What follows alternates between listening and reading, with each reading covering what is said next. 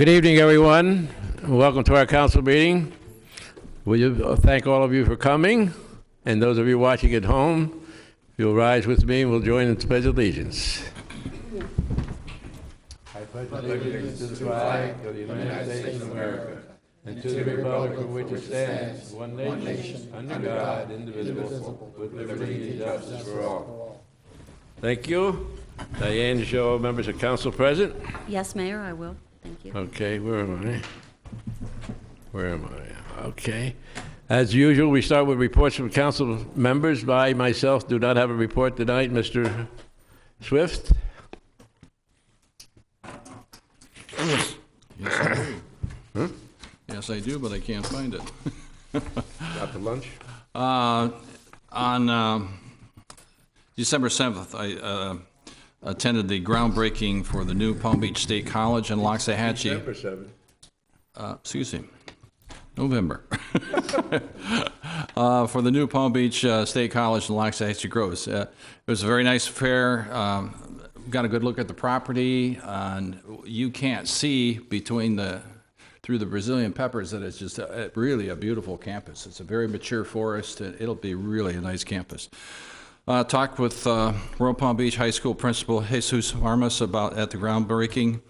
He stated that this campus will be very important to his students who want to take college classes, and that it's fairly close by. It would not requiring doing that 30-mile round trip to Lake Worth campus and back, so it would be a big advantage to our students. So it's a very nice affair, and I appreciate them inviting us. That's all I have, Mary. Did they say when they're going to be open for business? Yes, it did, but I don't remember. Next summer, I thought I heard. Mr. Valentis? 2016? Yeah, I think so. No report other than to say we have another playoff football game at the high school on They're doing pretty tomorrow. good. I think at 7:30, second round rematch of Atlantic. the Atlantic game, which I think will be a lot different. Last time we beat them pretty bad at their place, but they've come a long way since then. So invite everyone to come out. Keep plugging. Mr. Pitto. No report this evening. Mr. Jimenez. That's why they say on any given Friday, right? Well, okay, maybe it's a Sunday, but anyway. Last Thursday and Friday, I was in Orlando with Florida League of Cities on their annual legislative conference. They put together a list of 10 priority initiatives that they're going to go after this year. One of the initiatives is one that I think is of interest to us, in particular legislation that will clear up the issue of whether or not governmental entities, such as school districts, should or are required to pay stormwater fees. And that's certainly one that'll be interesting to follow. Another initiative is legislation that establishes minimum regulatory standards for sober homes and allows local regulation of them. So those are two particular ones that I think might be of interest to us. Yesterday, Chamber had its annual Farm City Luncheon at the South Florida Fairgrounds. It was kind of interesting because they had a panel of 5 young folks, but I've noticed that most people are young now, so I think that's a relative thing. But actually, they did refer to them as millennials and next generation farmers, growers. Made you feel right at home, right? Yeah, absolutely. And they talked about, from their point of view, what it's going to take for them to sustain farming and agriculture in Palm Beach County. Of course, this county has a unique position in that I think it's the largest in agricultural sales east of the Mississippi. So there was a lot of good conversation. There was also a fair amount of good food that went with that as well. And it was interesting to listen to the younger folks because some of them are first-generation farmers, which is surprising. They're a fairly large number of them. Some are fifth generation. And yet they had a couple of things in common. One is they said that one of the factors that they have to deal with is global competition. That's a big deal for them. And the other, of course, is weather. Some things never change, right? And that's certainly part of it. But it was very interesting, and their enthusiasm was one thing that they shared in common. And the last thing is just inviting everybody to go to the game. Carolyn and I went to last Friday's game, and it's been a while since we've been to a high school game. I had forgotten how much they are dependent upon the big plays, and it was good. against Fort Lauderdale, and of course they beat them pretty soundly. But it'll be interesting to see how they do against Atlantic. So you all come, as they say. How was the attendance at that, Jeff? How was the attendance? It wasn't good, and one of the reasons why I'm glad you mentioned it, and I was going to mention it tonight, is to encourage people to get out to the game. I mean, it's 7,000 people. yeah, I don't think so, but 7:30, like you said. So Thanks. Thank you, sir. Mr. Manager, anything? No report, Mayor. Thank you. Madam Chief Justice? Nothing tonight, thank you. Okay. That concludes our reports. Now we go into petitions. Are any petitions out there to be presented to this council this evening? Seeing none, we'll go to statements from the public on non-agenda items or consent agenda items that has been already out on the agenda. Does anyone wish to speak on any one of those items? Seeing none, then we'll proceed to the consent agenda. Diane, please. Yes, Mayor, thank you. 1, approval of a special event permit for WRMF radio station to hold a turkey drive in conjunction with Palm Beach County Sheriff's Office located at Crossroads Shopping Center at the northeast corner of Okeechobee Boulevard and Royal Palm Beach Boulevard on Saturday, November 22nd, 2014, from 9 a.m. to 1 p.m.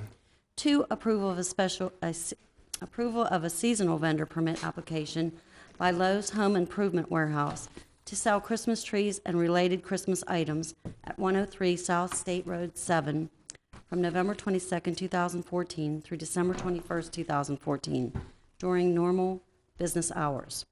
3, approval of a seasonal vendor permit application by Publix at Crestwood Square to sell Christmas trees from November 28th, 2014 through December 24th, 2014 between 7 a.m. and 11 p.m. at 11977 Southern Boulevard. 4, approval of a seasonal vendor permit application by Publix at Crossroads Shopping Center to sell Christmas trees from November 28, 2014 through December 25, 2014 between 7 a.m. and 11 p.m. at 1180 Royal Palm Beach Boulevard. 5, approval and authorization for the mayor to execute the interlocal agreement between the Village of Royal Palm Beach and the School Board of Palm Beach County for the mutual use of recreational facilities. 6, approval and authorization in accordance with established policy to make a budget amendment for Fund 301 in the fiscal year 2014-2015 budget. Said amendment to transfer a total of $75,000 from reserve for future CIP to Royal Palm Beach Commons Sports Lighting, PR 1401. 7, approval of a bid award and authorization to enter into a contract with Broadcast Systems for the deployment of digital security camera surveillance system at Royal Palm Beach Commons Park. 8, approval and authorization in accordance with established policy to make a budget amendment for Fund 303, fiscal year 2014-2015 budget. Said amendment to transfer a total of $31,000 from Shade Structure, PR 1408, to Splash Fountain Repairs, PR 1506. 9, approval of the bid award in the amount of $265,849.77, and authorization for the village manager to execute a contract with the lowest responsible bidder for athletic fields lighting replacement, PR 1303, PR 1403, PR 1410 to Imperial Electrical Incorporated. 10, adoption of resolution number 1443, resolution of the Village Council of the Village of Royal Palm Beach, Florida, adopting the 2015 revised Unified Palm Beach County Local Mitigation Strategy Plan, providing an effective date and for other purposes. 11, approval and authorization for the mayor to grant an easement to Florida Power and Light on a portion of land located on what is commonly known as Royal Palm Beach Commons. And 12, adoption of resolution number 1448, a resolution of the Village Council of the Village of Royal Palm Beach, Florida, strongly objecting to recent action taken by the Palm Beach County Board of County Commissioners to withdraw Palm Beach County from the Treasure Coast Regional Planning Council and to request membership in the South Florida Regional Planning Council instead, and strongly supporting the county's continued membership in the Treasure Coast Regional Planning Council, providing for distribution, providing an effective date, and for other purposes. Thank you, Diane. What is the pleasure of council, please? I'd like to pull number 12, please. 12 is pulled. Any others? Motion to approve all of the consent agenda but 12. Have a motion and a second to approve everything but item 12 on the consent agenda. All in favor, all opposed? Aye. Aye. Seeing none opposed, those 1 to 11, I suppose, are passed or adopted. So we go to 12, Mr. Swift. Yeah, I guess I just want to, first of all, I want to support this resolution. The cities really have no choice because the county wants to vote on this very quickly, and this is our only chance to provide input onto this. But this is really a big deal, and I don't like the way the county's done this. I would like, for example, to have information from the Business Development Board, our Central Palm Beach Chamber of Commerce, other, where do they feel that we should be working with, and other entities, and it's I'm sure Mr. O'Meara can provide some more information on that, but not having all the information and making it a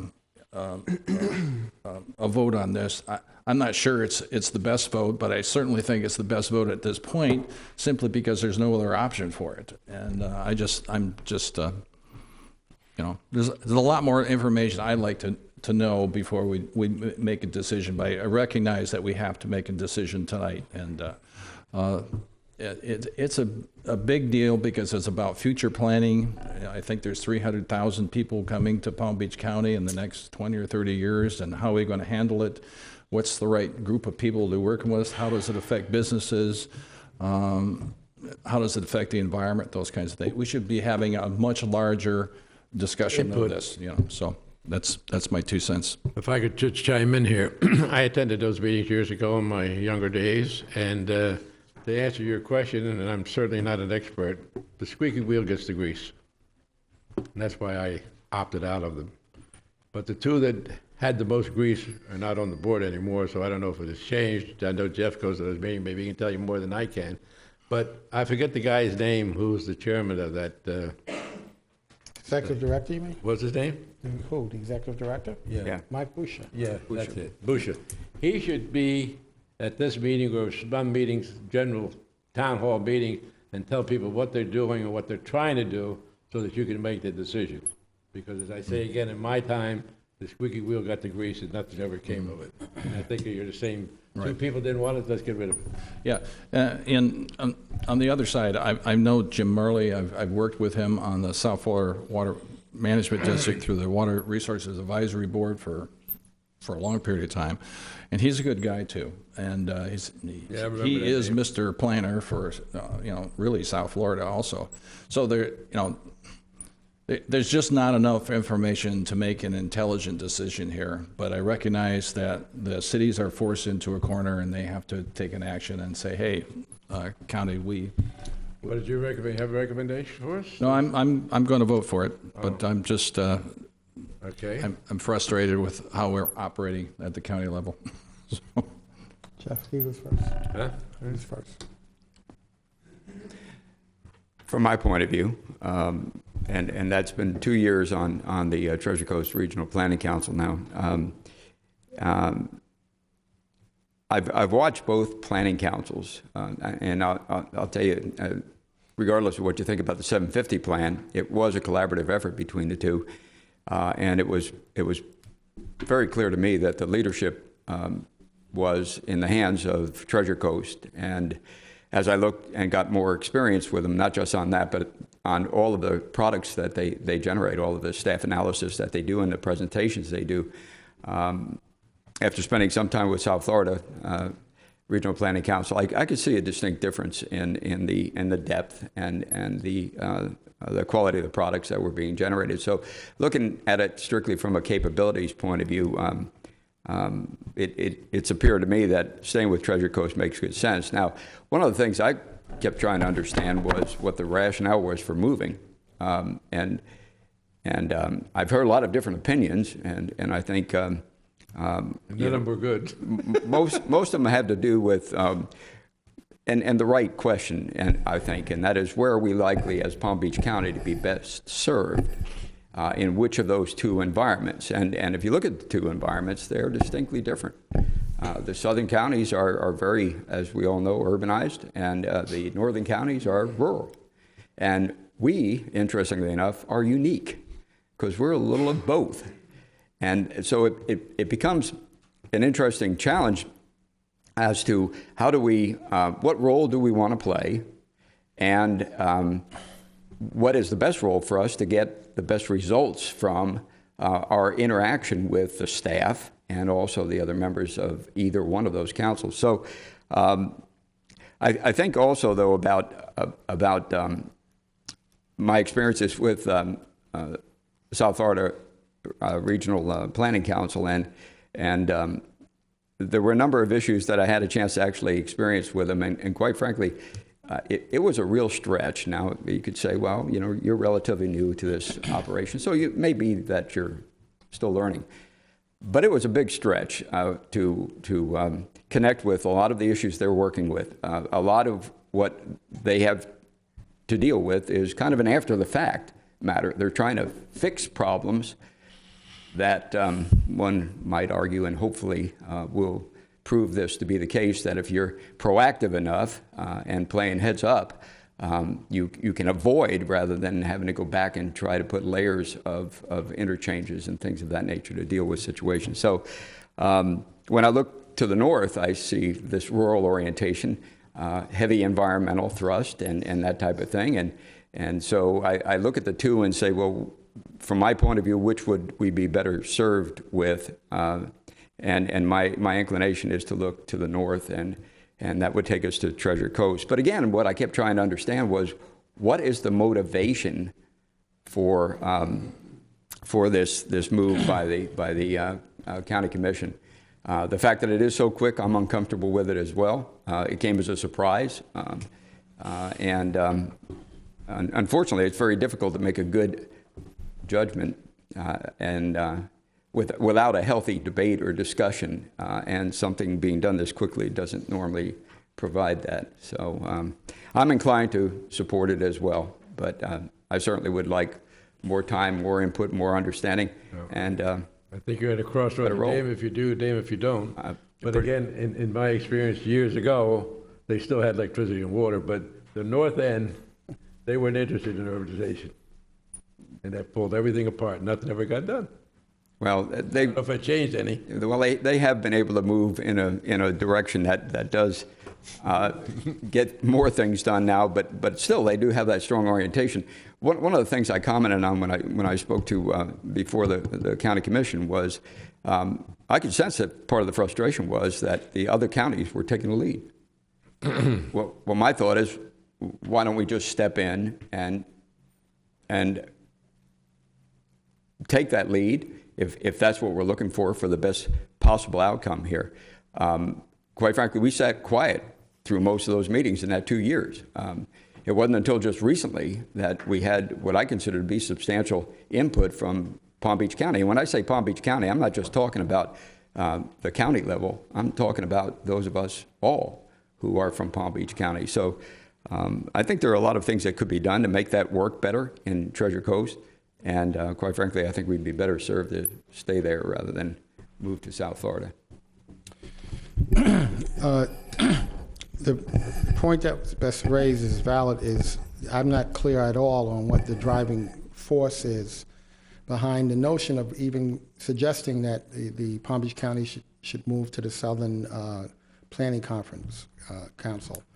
The role of all regional planning councils across the state, they're undergoing change. There's still the fallout of the gutting of growth management laws that put us back to circa 1985.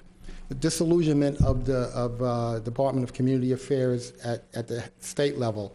This is still part of the fallout of those changes that went into place some 3+ years ago.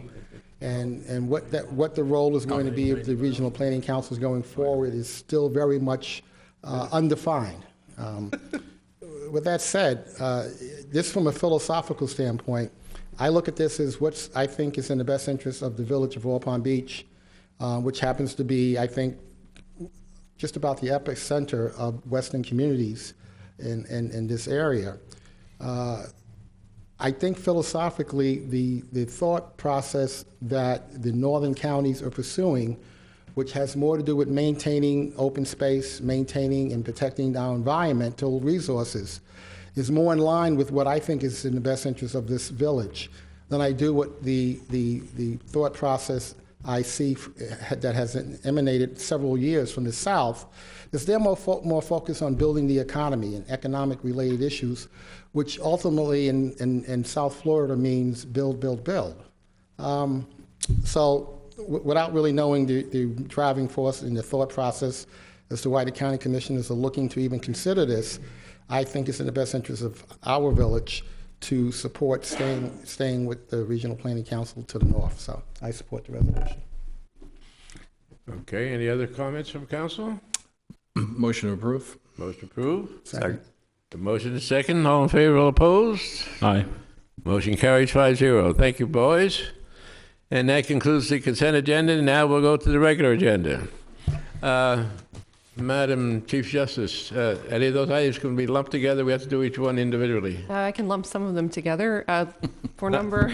Not the first one for sure. No, but Let's get that out of the way. swear everyone in at once. You can study the other four while I do the first one, and let me know Okay. what you want to do. Let me just say for the regular agenda numbers 1 through 6, if you are going to be testifying or wanting to speak on the Lorelei Rubio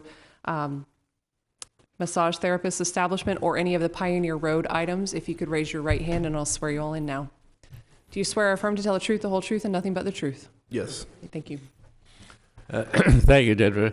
Okay, the first item on tonight's regular agenda is a public hearing to consider application number 97-8, an application by Lorelei Rubio. Oh, is he in there, huh?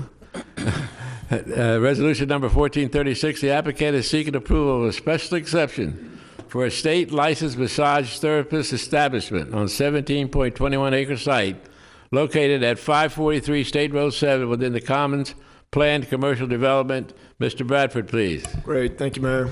Can I ask for ex parte real quick? Does anyone have any ex parte disclosures they'd like to make on this agenda item?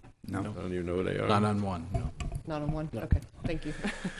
Great, Mayor. As you stated, the applicant is seeking a special exception use approval for a state licensed massage therapist establishment on a 17.21 acre parcel of land within the north end cap bay of Building 1 of the Commons Planned Commercial Development.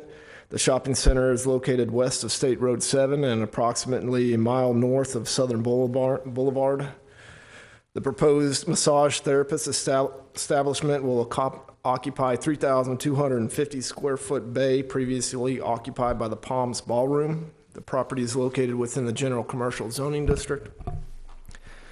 Village Code allows state licensed massage therapist establishments in General Commercial Zoning District as a special exception use. The applicant has provided copies of their state license. The Village Council has approved state licensed massage therapists at various locations within the village.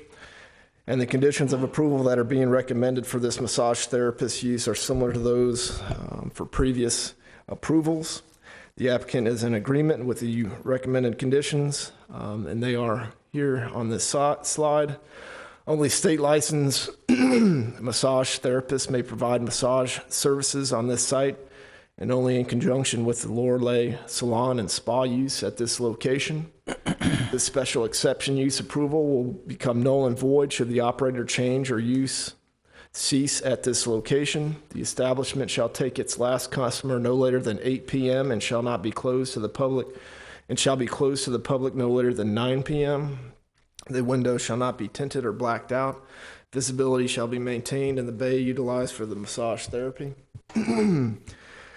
In reviewing the proposed special exception, village staff considered compatibility with adjacent land uses, consistency with the village's comprehensive plan, and conformance with the village's development standards for the general commercial zoning district.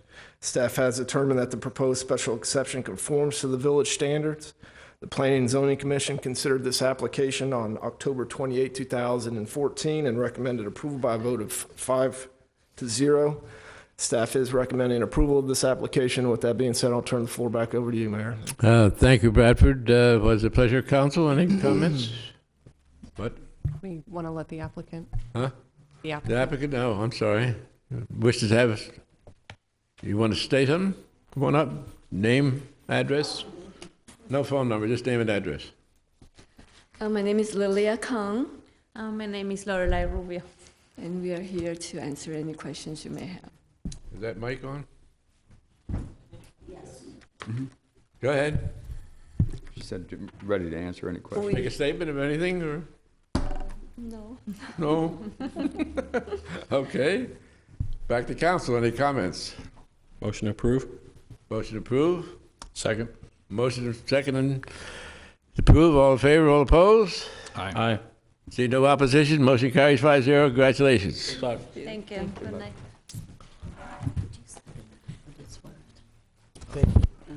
This is a public comment card for 2, 3, 4, 5.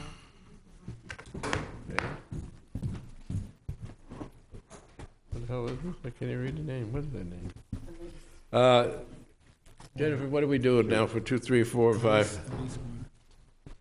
Mr. Mayor, what I'll do is I'll ask for ex parte on those real quick, and then we'll have to handle each one individually. And I believe, Bradford, you have a separate We have to do presentation. it for each- individually, is that what you're saying? Yes, And but we already swore him in and ex parte, that's your yes. next bag? yes, that's my next. Then I'll go from there. Okay. Does anyone have any ex parte disclosures they'd like to make for number 2, number 3, number 4, 5, or 6 on the agenda? Yes, I met with Pep, is it Pep, is that right? Who?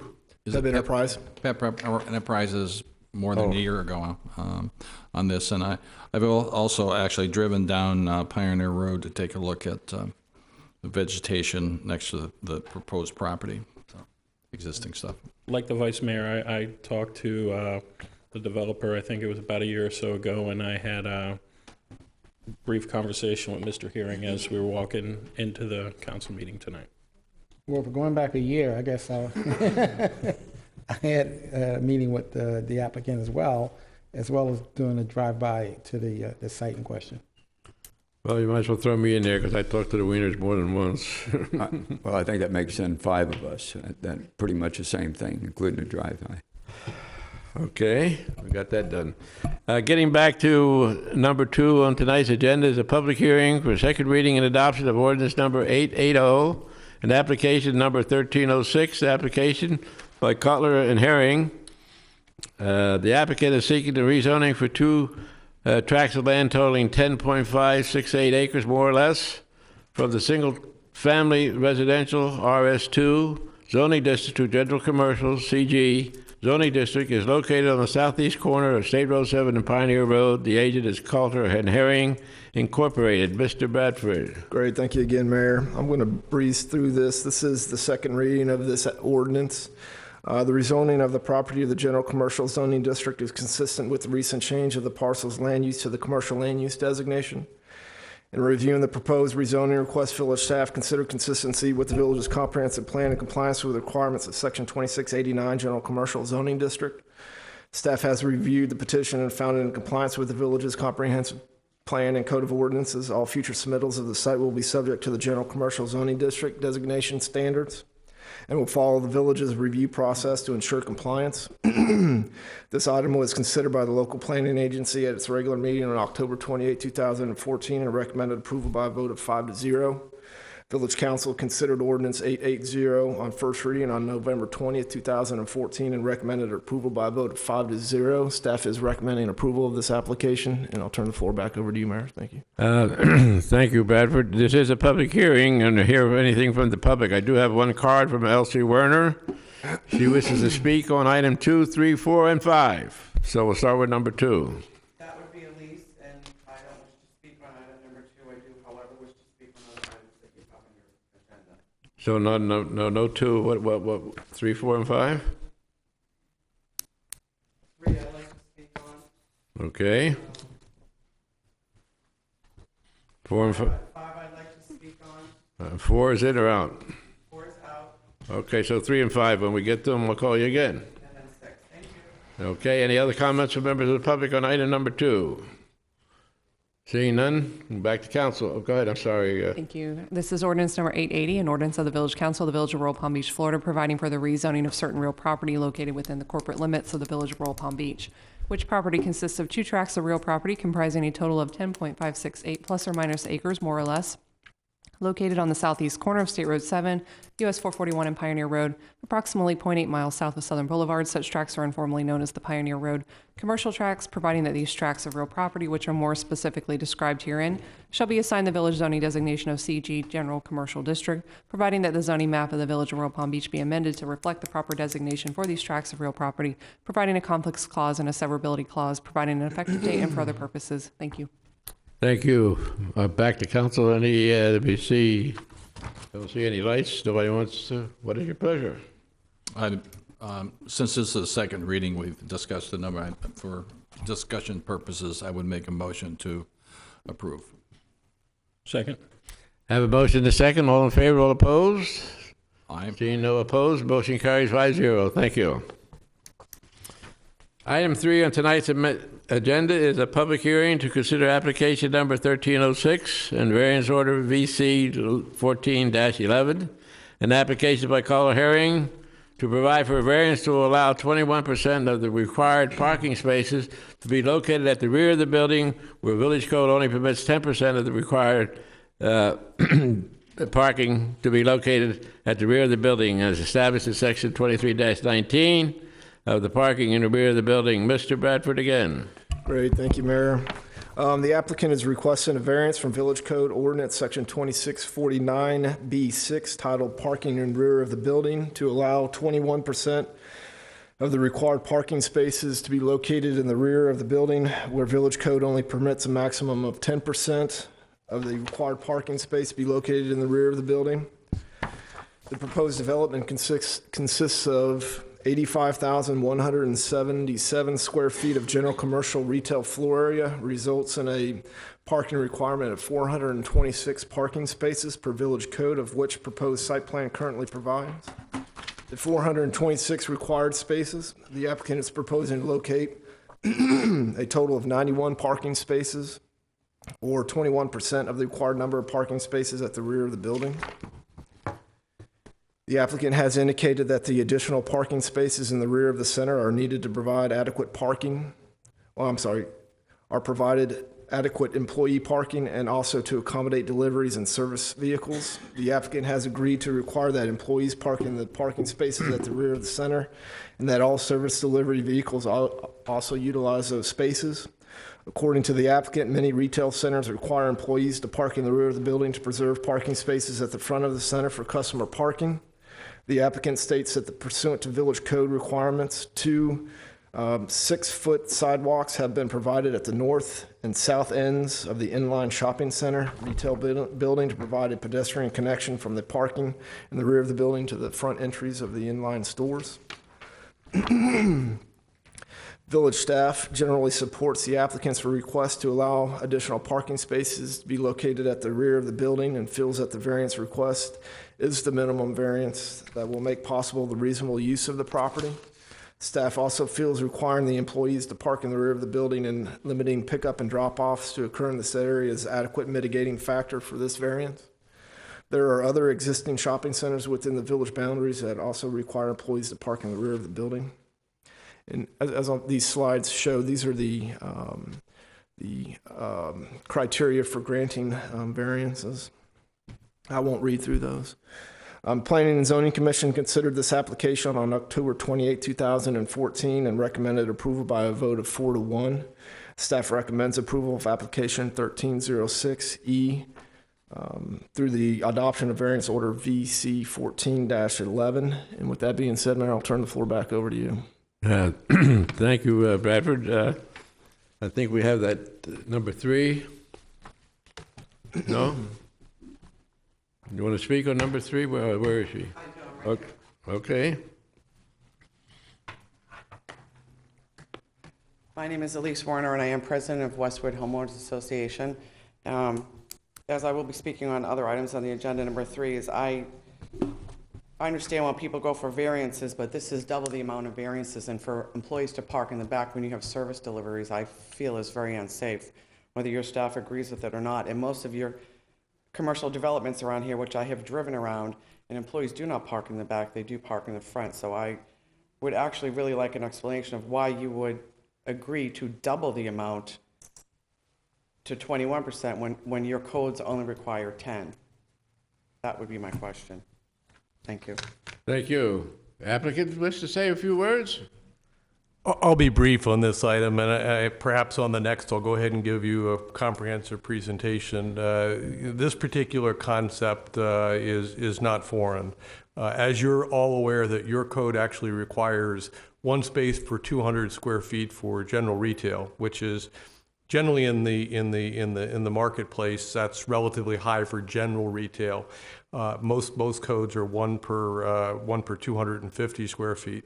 Also, from a general planning principle, a more common current day planning principle is actually to try to distribute the parking, to reduce the sea of parking that you get in the fronts of these centers.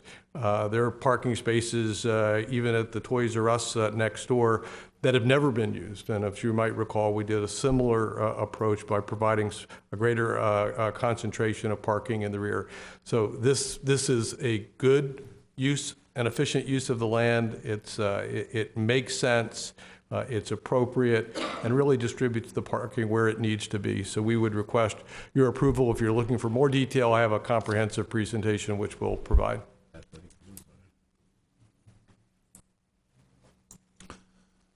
I have a quick question. Yes. If I may. I'm sorry. Go ahead. I'm looking at the graphic here of the variance, highlighted parking variance. So all of the yellow area represents those 91 spaces. Is that correct? That's correct. Okay. I have to go back to my college days. I had an old car that I parked in back of a, I forgot, a Golfatron or something like that. And the whole point was a bunch of students would park cars there that they couldn't park on campus, or junk cars. That wouldn't happen here. Would the applicant be required to make sure that we don't have parking that's not for the shopping center? The reason I say I'm positive that the property owner will police themselves and not lent parked cars to linger for a week and a half at a time. And we have one of their property managers here with us tonight. And in fact, as you're aware, the PEB Enterprises not only owns the Toys R Us, which is in the Royal Park PCD to the south, but also the Isla Verde Center. They actually have full-time 24-hour security that roams all of their properties, then would also be roaming this property as well. And we'd agree to a condition of approval if you felt that was necessary. No, that's a good answer. I just, simply because there's so many cars parked behind the building, I would hope there would be some sort of people looking over that wouldn't become a problem. I don't have any other questions. Bradford, help me. What's the name of the road that goes past the Covenant Church back to Costco? I can't think of the name of that road. Is it Palms, some of Palms Drive? Yeah, okay. I use that road a lot. I happen to be a gas and Costco customer. Behind those buildings, there's cars almost double parked of employees that the owners of the stores told them where to park. So this story that they don't park behind it, I don't buy that, because I see it every day, that they're there and they're not junk cars or people that go into work. It's not unreasonable to believe that the shopping center would have their employees and make sure that the employees park in the rear of the center. One other question. This is the last piece that's in the village of Royal Palm Beach, is that correct? It is the last piece on the east side of State Road 7, south of Southern, that's in the village of Royal Palm Beach, is correct. So if and when we permit this, we're done with the east side of State Road 7. South of Southern, correct. Okay. Anybody else? Mr. Mayor? Yes, thank you, Mr. Mayor. Ms. Warner said something about a safety concern, and I'm looking at the diagram here, and of course, it's kind of hard to tell just exactly how much space is needed. You can see how much space is there for loading and unloading, and with vehicles parked there. Have you all taken a close look at that to determine if there is any kind of a safety issue associated with that? We have. parking spaces and loading spaces interact quite often. And many times the loading spaces are utilized early morning and let me back up. Early morning, meaning from 6 to 10. It's by design. They don't want the interaction with the patrons, and so, and correct me if I'm wrong, that's typically what the operation looks like out there. Would look like out there. So it's the operating periods that you expect to be offloading and that type of thing, not interfering with or being during the period when there are likely to be a lot of cars parked back there. Is that basically what you're telling me? That's correct. And so. And these are employees, so they are aware that they're at the back of a building, and then that there may be some delivery trucks back there, and so they are aware of that, and then they recognize that. Okay. Did you also say that, or did someone say we're going to inject something? Or? The employee apartments, much less frequency of use of the parking space than the A lot less turnover. Okay.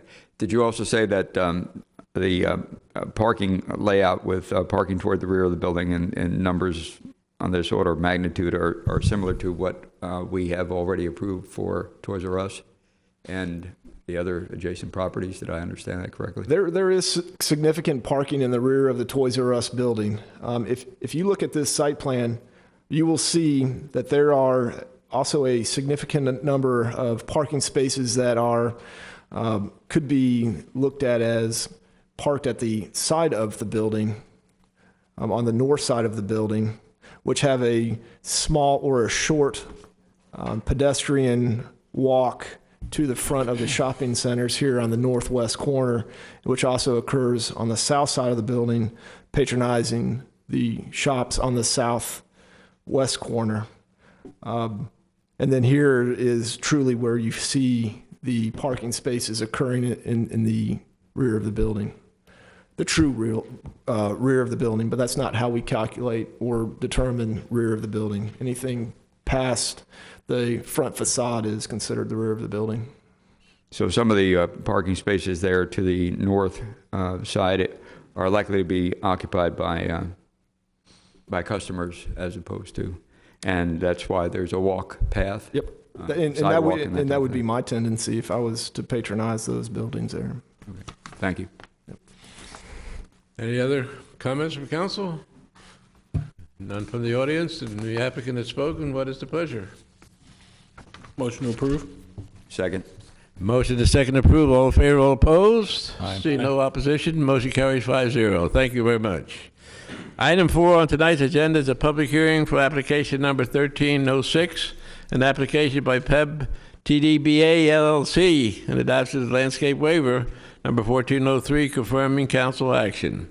The applicant is seeking a landscape waiver to allow deviations from multiple sections of Village Code, Chapter 15, Landscaping and Vegetation Management, for a new commercial retail development situated on a 10.568, more or less acre parcel of land located at the southeast corner of State Road 7, US 441, and Pioneer Road.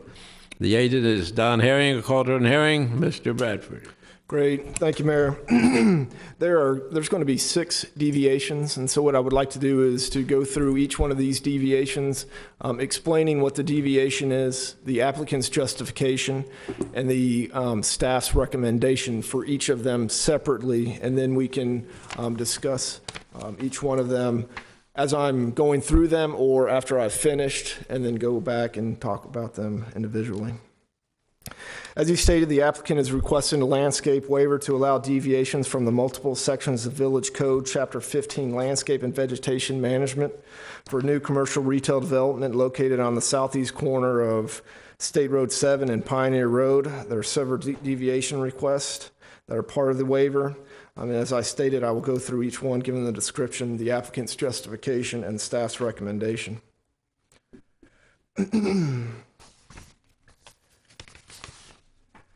Deviation.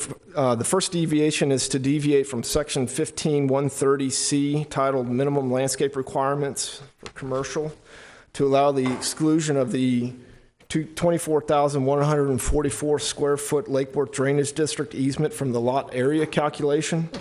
This section of Village Code requires that each development provide 1 tree and 10 shrubs for every 1,500 square feet of lot area, which is not utilized for structures or vehicle use areas and shall be in addition to landscaping requirement for other portions of this chapter. The applicant contends that the easement deed occurs over this portion of the property which restricts the erecting of any buildings or other kinds of construction or improvements, including planting of any trees or shrubs within said area. Therefore, the applicant proposes to delete the land area equivalent of the 40-foot easement from the lot area landscape requirement. The reduction of the area equates to 24,144 square feet of lot area.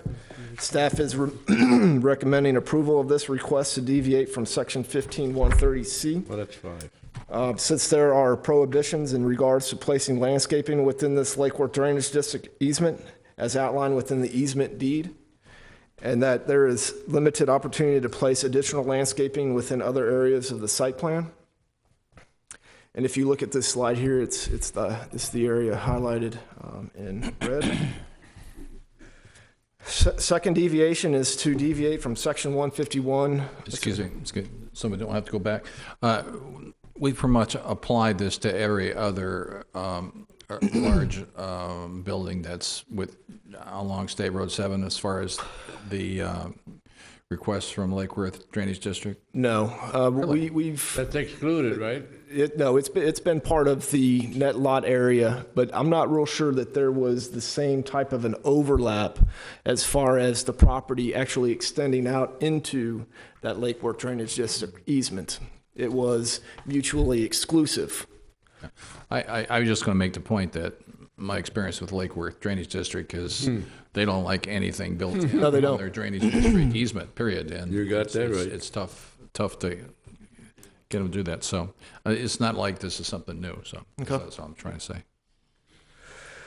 Okay, the second deviation is to 15131C2, buffering of non-residential uses adjacent to roadway, to allow the required berm to vary from 0 to 3 feet in height in lieu of the required 3-foot berm within the perimeter landscape buffer along State Road 7. The 3-foot berm will be eliminated adjacent to the west elevations of buildings A and B and will provide within all other portions of the perimeter landscape buffer. This buffer area is shown here in green, and where the berm is to be eliminated is outlined here in red. The applicant contends that these breaks within the perimeter landscape buffer along State Road 7 adjacent to building A and B will provide a more compatible relationship between the landscape buffer and buildings A and B. Furthermore, buildings A and B have quality architecture that engages State Road 7 corridor, and the elimination of the berm adjacent to these buildings will enhance the project and the architecture as opposed to creating a visual screen of these buildings. The visual screen provided by the berm will be maintained adjacent to all objectionable elements of the project, the vehicle use areas, dumpsters, and parking stalls. Staff is recommending approval of this request to deviate from section 15131C2 to eliminate the berm in 2 locations of the perimeter landscape buffer adjacent to the west elevations of buildings A and B. Staff feels as though the visual screen has been provided for the objectionable elements of the project, that being the vehicle use areas, dumpsters, and mechanical equipment and parking stalls. The third deviation. This is to 15131C3 to allow Sylvester Date and Jewel and Royal Palms to be counted at a 1 palm tree to 1 shade tree ratio for the required shade trees, where Village Code requires palm trees be counted on a 3-to-1 basis. Within the required perimeter landscape buffers adjacent to roadways, the applicant contends these palms meet the intent of the Village Landscape Code as well as complement the site design and building architecture. Staff is recommending approval of this request to allow Sylvester Date, Medjool, and Royal Palms to be counted at a 1 palm tree to 1 shade tree ratio, since this request has been approved for a number of projects within the village. And these types of palms at maturity will achieve the minimum 15-foot in height and 15-foot spread requirement for mature canopy trees. And this will be the area highlighted on this slide where that will occur. This is the 5th deviation to 15133B2, perpendicular divider strips to allow for either the provision.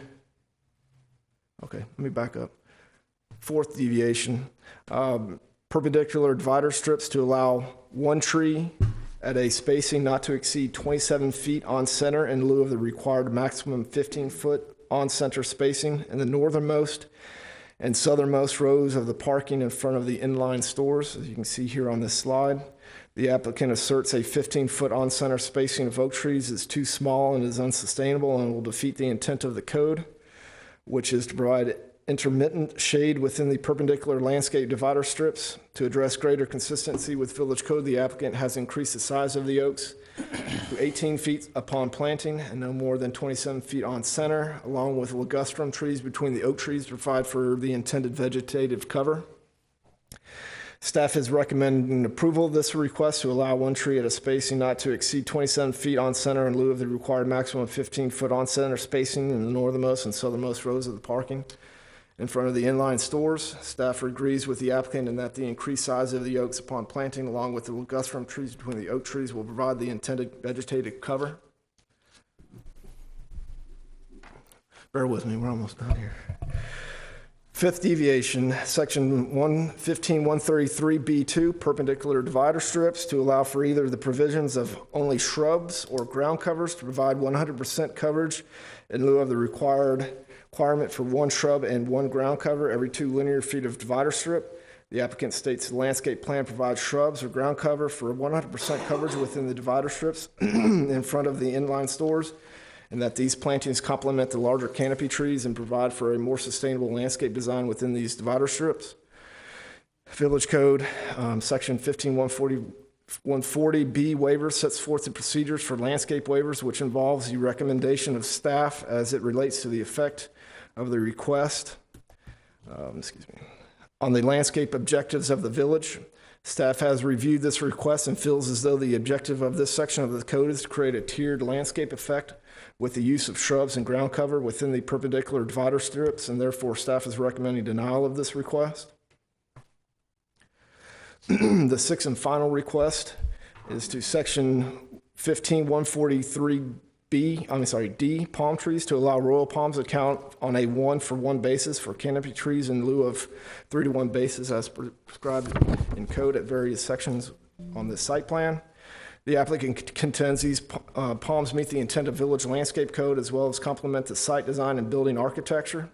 Staff is recommending approval of this request to allow Sylvester date, medjool, and royal palms to be counted on a 1 palm tree to 1 shade tree ratio since this request has been approved. Again, other projects and these types of palms at maturity will achieve a minimum of 15 foot in height and 15-foot spread requirement for mature canopy trees. And that concludes my presentation. I'll turn the floor back over to you, Mayor. Thank you. Are you sure? I can go over it again. I didn't hear a word you said. Thank you. The applicant wish to make a statement?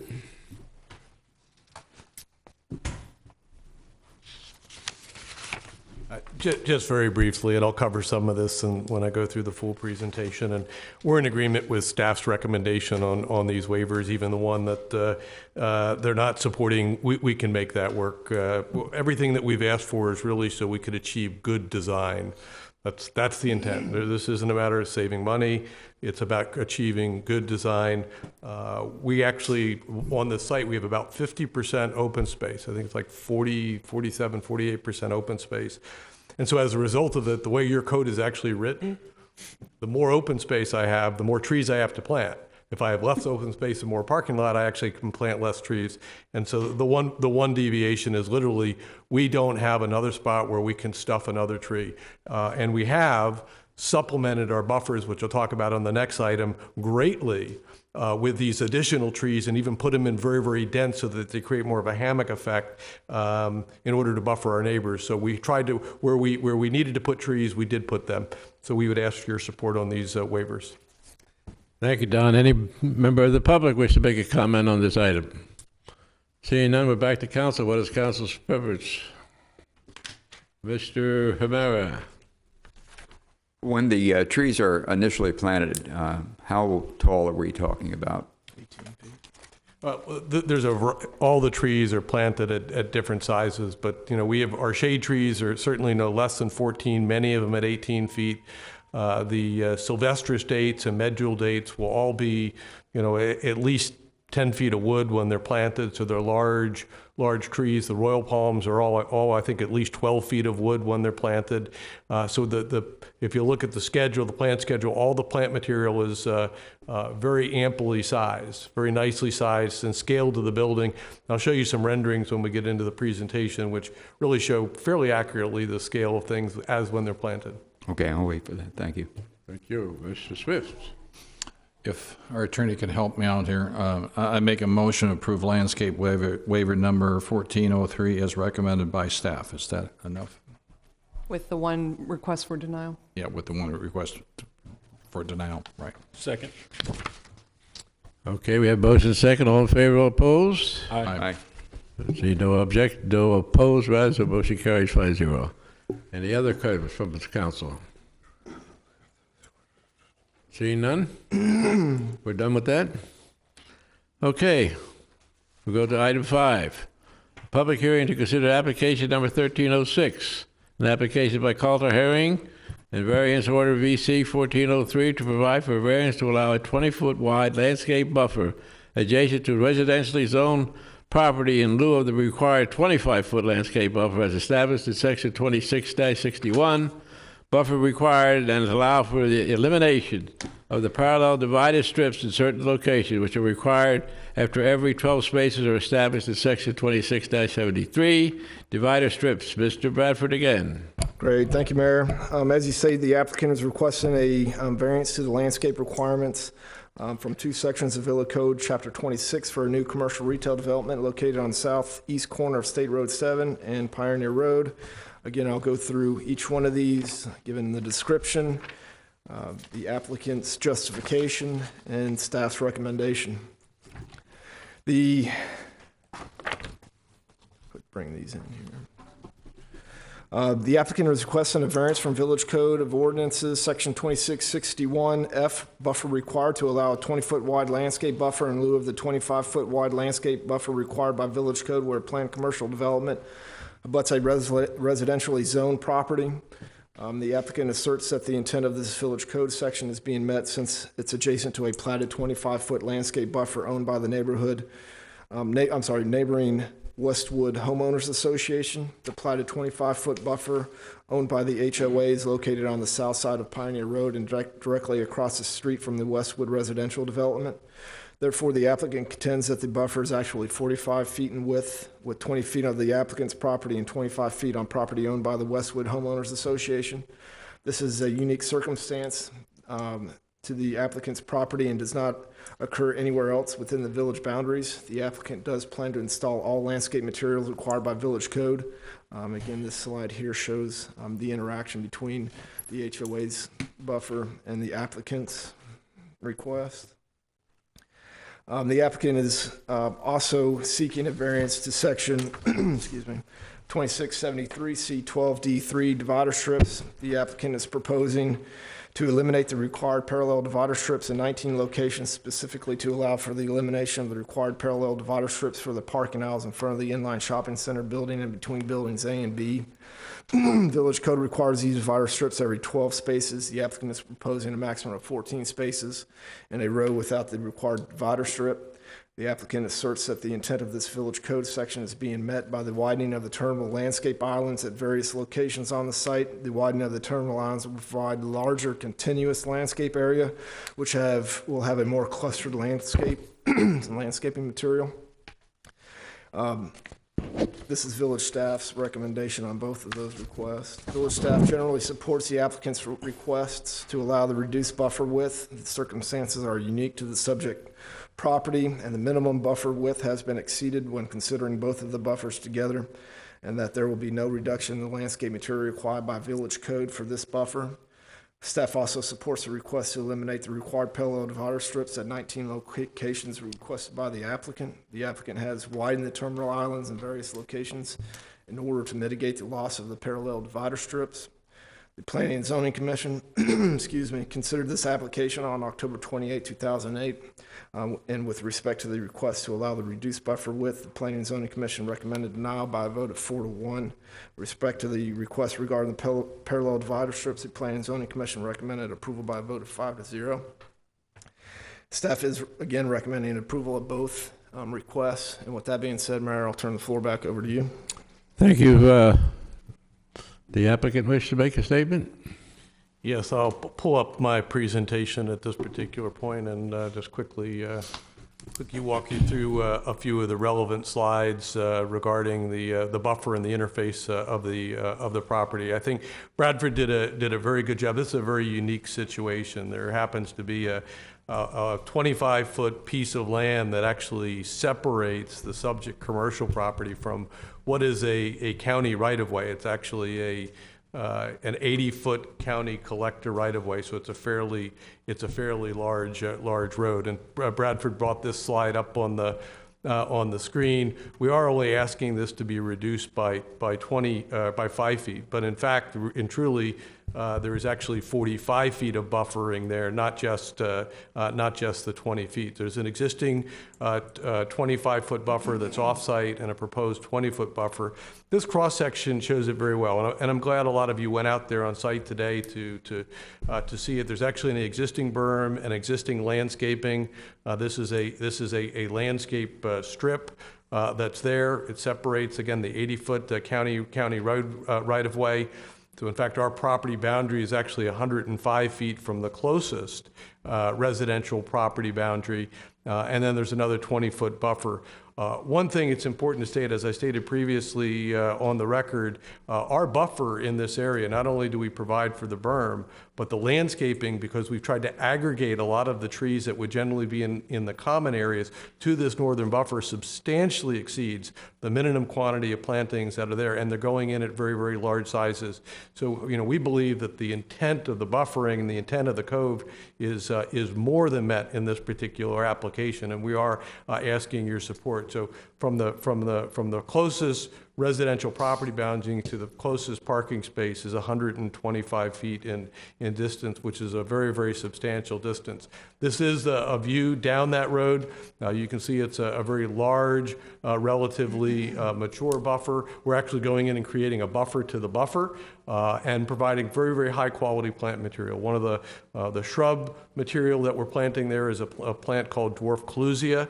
It actually grows very, very large and full. It's really the replacement today of ficus on Palm Beach. Because the ficus gets the white fly, the dwarf clusia has a nice large leaf, gets full and thick, but it's basically only the understory to multiple plantings of gumbo limbos, mahoganies, silver buttonwood, sable palms, all creating, again, a very, very effective buffer to an existing buffer that remains in place. We were asked, is there an alternative? Well, the answer is there is an alternative, but we think that this makes the most sense. In the event that, that you felt strongly, if there were another variance granted to eliminate the green, which is in the interior, one of our parallel divider strips, we could potentially provide for a full 25 feet. But we believe that the green space is appropriately allocated the way we've done it in our plan, and we certainly would ask for your support in that regard, because I think that the green and the trees, the way we provide them, has been done very, very well. And again, we've more than effectively mitigated for that particular request by not only the landscape material, but the unique situation that exists along Pioneer Road. Now, the second request, as Bradford pointed out, is really just for efficiency purposes.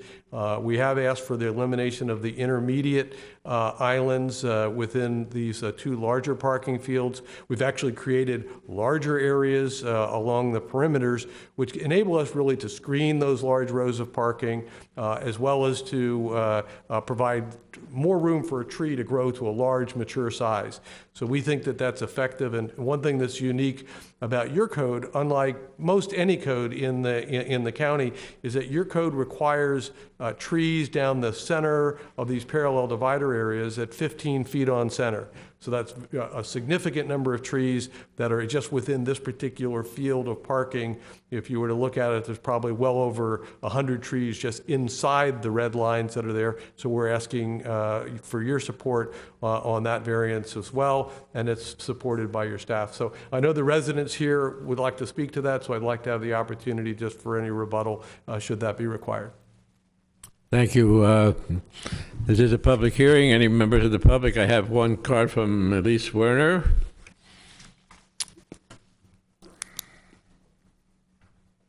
Good evening again. I do oppose this. Yes, it is a unique situation, like Mr. Herring said. We do have a 25-foot buffer. However, why should he deviate because we have a 25-foot buffer to do your code requirements of a 25-foot buffer on his part? The Planning and Zoning Board did deny that request for a 25-foot buffer. However, Mr. Herring said that he would be willing to work with our community, and as to date, there has been no communication made for any kind of discussion. And I would just like to reiterate what Mr. Pinto said earlier this evening. He said that it's in the best interest of the village of Royal Palm Beach is not to build, build, build. With this in mind, we wish to keep the residential community neighboring the proposed commercial development in its existing state and not have it encroached by reduced berm. I think that was very well put. Thank you.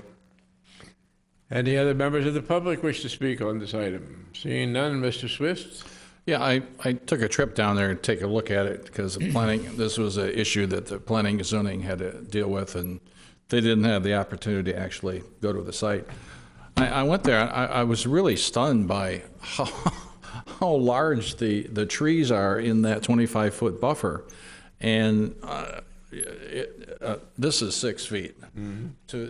To tell the difference between 5 feet looking through that buffer versus 20 feet, I think is impossible. But there are some gaps. I know that they're concerned about those. I was wondering if the developer would consider taking some of the vegetation that he's planning to basically fill in those gaps so the residents, don't see that. We'd be more than happy to do that. We obviously would need their authority to be able to do that. We could either give them the trees so that they can plant them, or they could give us the authority to fill in those gaps. And particularly the clusia tree, we'd do some clusia trees would do well with the understory because it'd be full and thick and could take the shade. What, could I ask, do you know what the trees are in their buffer, what those are? There is a variety of trees. There's a variety from some oak trees to some ornamentals, and there's also some exotic vegetation in there as well. Right, okay. The good news for them, that your buffer isn't in the village of Royal Palm Beach. If they would, the exotics would have to be taken out, and that would be a problem for you too. But anyways, thank you. Okay, any other comments from council? Seeing none, what is your pleasure? I would do motion to approve. Second. I have a motion and a second. All in favor, all opposed? Aye. Seeing none opposed, motion carries 5-0. Thank you. Item 5 on tonight's agenda. 6. No, we did that, didn't we? Yeah. Item 6 is a public hearing for approval of application number 1306. An application by Coulter Herring and adoption resolution number 14-30 confirming council action. The applicant is seeking site plan, special exception use, and architectural approval for 10.568 acres of land located at the southeast corner of State Road 7 and Pioneer Road. Don Herring of Coulter and Herring, and Mr. Bradford again. Great, thank you, Mayor. If I could just take a moment to get back to. Okay, the applicant is requesting site plan special exception use and architectural approval for a 85,177 square foot planned commercial development. The proposed square footage will be divided among 3 buildings. The 3 buildings will consist of 2 freestanding 6,600 square foot retail buildings and a 71,977 square foot inline building. Planned commercial developments are listed as special exception uses within the general commercial zoning district. As part of this application, the applicant is requesting to relocate the existing cell phone tower to the southeast portion of the commercial tract. Furthermore, architectural approval is being sought on this site. The out parcel buildings, the 6,000 square foot out parcel buildings are shown here in a grayish blue. The orange would be the inline stores. And then the red square here would be the new location of the cell phone tower site. Access to the site will be from locations shown here on this slide on the northwest corner, the centrally located access off of State Road 7, and 2 access points on the south, along the south property line to the properties to the south. In reviewing this petition, village staff considered the site plan's conformance with Chapter 26 of Village Code of Ordinances. Specifically, the proposed project meets the requirements from the General Commercial Zoning District, Section 2661, planned commercial developments, and Section 2673, large-scale commercial developments, projects 20,000 square feet or larger. More specifically, the proposed site plan meets Village Code requirements as they relate to parcel size, parcel width, setbacks, pervious area, parking requirements, maximum building height, supplemental regulations pertaining to planned commercial developments, large-scale developments, and such. This slide shows the landscape plan, which meets the village code with the exception of the landscape waivers requested and landscape variances requested. This slide here shows the north and the south elevations of the larger inline store building. This here shows, the top one shows if you're looking at the building facing east, the northern portion, and the bottom picture shows the southern portion of the building. Here is the rear of the larger building. This slide here shows the front and the rear of these out parcel buildings. As you can see, there's been architectural treatment given to both of those, and then the north and the south side of the buildings. Again, here is the building to the out parcel to the south, again with similar architectural treatments with just a little bit of a twist. Here are the color and materials. This item was considered by Planning and Zoning Commission at its regular meeting on October 28, 2014, and was recommended for approval by a vote of 5-0, with the condition that the landscape buffer along the north side of the Pioneer Road be 25 feet instead of the 20-foot buffer being requested by the applicant. This is a carryover from the previous agenda item. This item was, the staff is recommending approval of this application through the adoption of Resolution 1430. And with that being said, Mayor, I'll turn the floor back over to you. Thank you, Bradford. Mr. Herring. Yes, and I've got some nice three-dimensional renderings. Whenever you look at a drawing and you're looking at it in 2D, it's much more difficult to get the full picture of what the project is all about. So again, let me go ahead and get here, and I'm going to try to avoid any duplication of what we previously discussed. So again, this is the site plan as was pointed out by Bradford. This is a view as you would look at the site as it was from State Road 7, and we brought these two out parcel buildings or freestanding buildings all the way up to the street to engage the street. And so you can see how will hide the parking, and the landscaping has really been designed to be compatible with and to really relate to the architecture, so that the architecture would meet the screening requirements, but also would provide a great enhancement to the architecture. The style of the buildings are kind of a blend between what we have within the corridor. They all tie together, including all the way down from Isla Verde, and that was a request of staff, all the way up through the newer buildings with Toys R Us and with the most recently completed building on the Royal Office Park. So it's a little bit more contemporary, a little bit fresher, but with a palette of materials that are tied together. So very, very nicely done. We've got a lot of flowering trees that we've also used along the State Road 7 corridor to provide some interest, and those include Bolnesias as well as crepe myrtles and other flowering trees. This is a view as you were coming in the main entrance off of State Road State Road 7. There are two entrances, one which is an entrance only from Pioneer Road, and then this is from the main entrance. And so you're looking at the southernmost freestanding building that's out by the street. And again, you can see that these are four-sided buildings from an architectural perspective. So there's glass on the front and on the back, and architecture on the sides. So you can see really how it begins to hide the parking, so you're not just focusing on the parking. This is a view as you're looking along the fronts of the stores, and so the landscaping is done very, very nicely.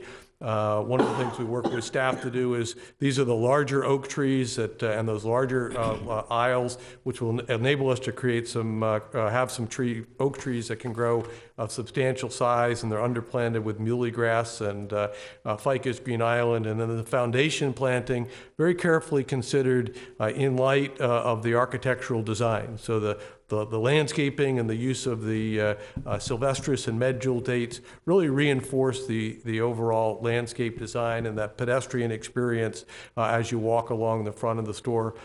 This is the backside of one of the freestanding buildings up on State Road 7. Again, we mentioned they're four-sided, so here this is what would be facing the parking lot, and you can see that very, very nicely done with glass so that you have that welcoming appearance.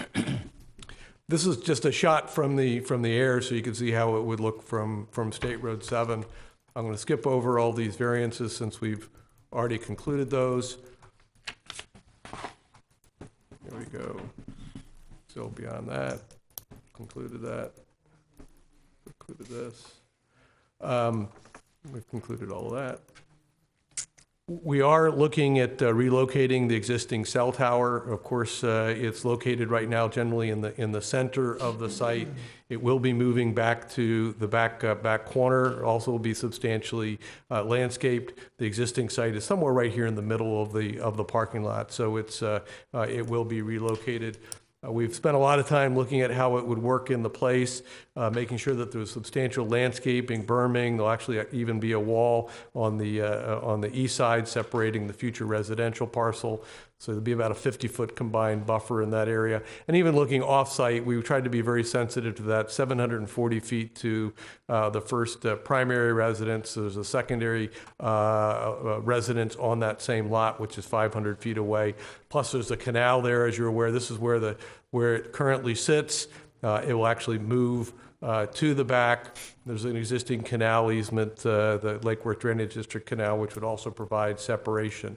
In addition to that, there's a substantial wetland area and lake area that provides additional buffering from where it is. So we think that we've put it in an appropriate location, back in the back, well suited. It won't be as obvious from State Road 7 as it is today. They tried to make it stealth. I think they did anything but that. And again, the landscape and wetland area and preserve areas will provide good shielding to everybody in the back areas of the site. So with that, we're really excited about this project. We're ready to go forward. Your staff has been working with us in the permitting today, and so we're looking forward to bringing this to reality. And I believe we're about 90% leased, about 90% leased. It's a lot of good tenants waiting to come here. Thank you, Don. And any members of the public wish to make a comment on this? I certainly do.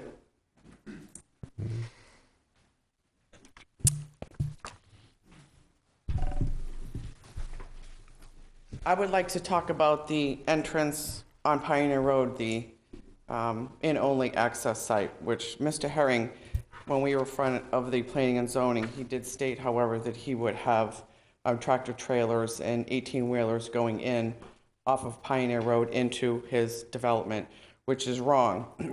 I actually have a letter from the county suggesting that that road not be utilized by commercial or heavy vehicles. So I would like a provision put in before you approve the site plan to not have any commercial or heavy equipment vehicles on that road, due to the fact that there's Westwoods, which is 49 homes, there's Palm Beach Plantation, which is in Royal Palm Beach, 600 homes, and you have Whispering Woods, which is 75 homes. You have 725 homes. You're going to have people coming from 441 making a left. You have a perimeter of 104 feet to make a sharp right. That's going to be worse enough. We are going to have traffic problems there. I will let you know that. But I will put you on notice that you will be having traffic problems there. You will be having accidents. So we do not need any commercial vehicles going in that. So I would ask for this board to make a provision to not have any commercial vehicles going in that, make that vehicles only. Thank you.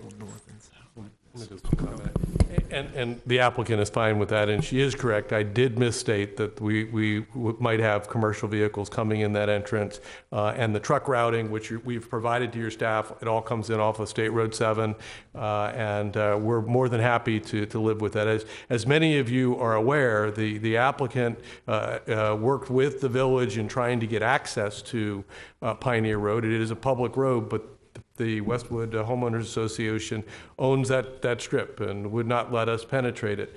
Obviously, that is the best location to go, but there's not the ability to access it there. So we feel this council has made it very clear that parallel connectivity to State Road 7 is critical. And so this does provide that parallel connectivity all the way down, all the way to the southern end of the Isla Verde Center on 2 routes. And this would be an in only at that location. So we are in agreement with the recommendation and the condition that was discussed. Okay. Bradford, you put that in the...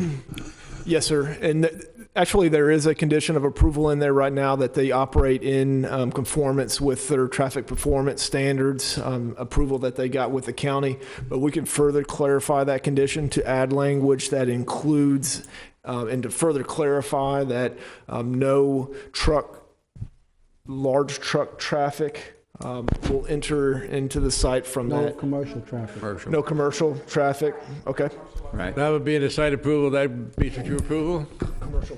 Yeah, we will follow the TPSO language, so we're Okay, very commercial good. traffic versus commercial truck traffic. Thank is you, different. thank you. Yes. Commercial truck. Mr. Swift, Yes? Oh, sorry. taking a nap? I was taking a nap. Mr. Pinto, are you awake? I'm awake. I just want to make sure, I think I've heard what I wanted to hear, that we do have that condition approval in place. Just from a question of enforcement, how do we do that? Do they have to put a sign up that says no commercial traffic, or, I mean, I'm just curious, from an enforcement standpoint, how do you do that? Signage?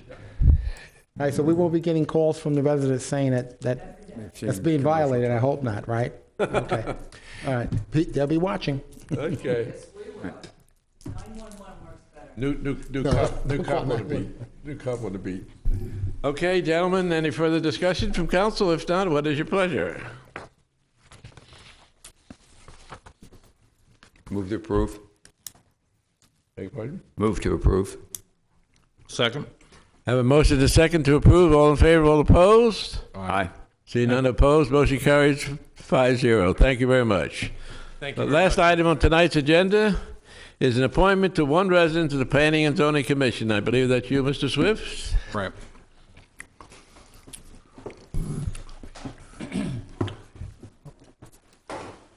We have an opening on our Planning and Zoning Commission, and kind of following what we've done in the past is, and please, Diane, tell me if I'm doing this wrong.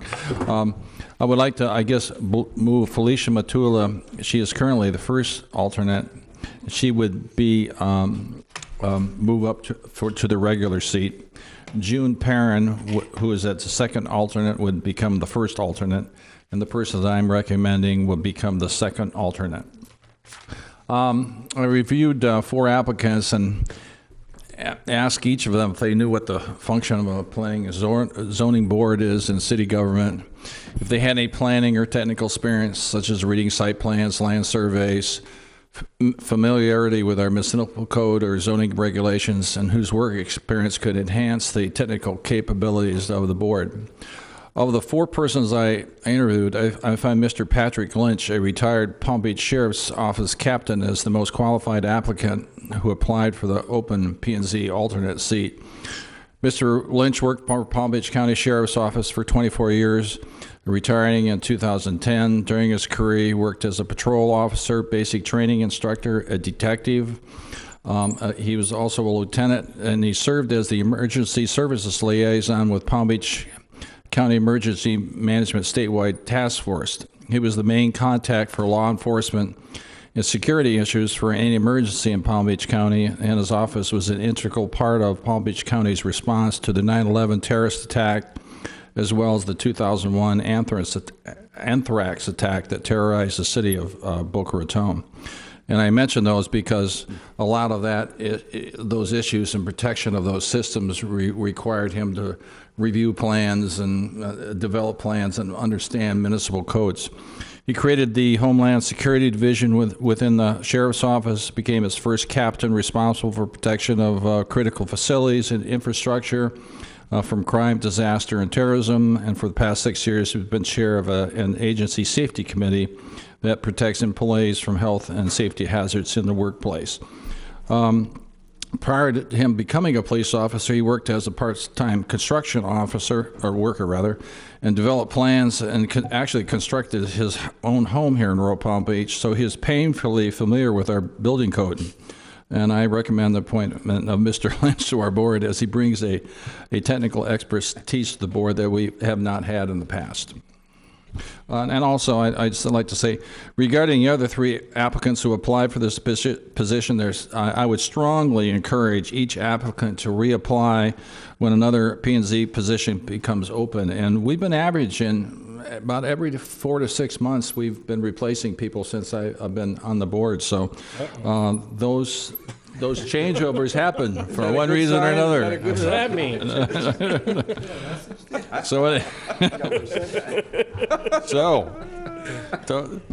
Anyways, I all the people that I interviewed, I really do have something to offer to the village, and I would really hope they would apply again. I only can do one at a time, unfortunately. Thank you. So, what are we voting for? What are you recommending? I recommend Mr. Lynch. Mr. Lynch. Okay. And For to what move- position? Motion to approve, Mr. Lynch. Second alternate.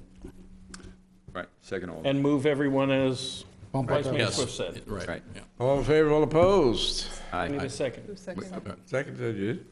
No? Richard, seconded. I made the motion. You made a motion? Okay. He made the motion. How about we do it again? Yeah, let's start over again. I actually didn't make the motion. I made a recommendation. I made the motion to follow your recommendation. Anybody want to make a recommendation? I'll make a motion to have Mr. Lynch on the board.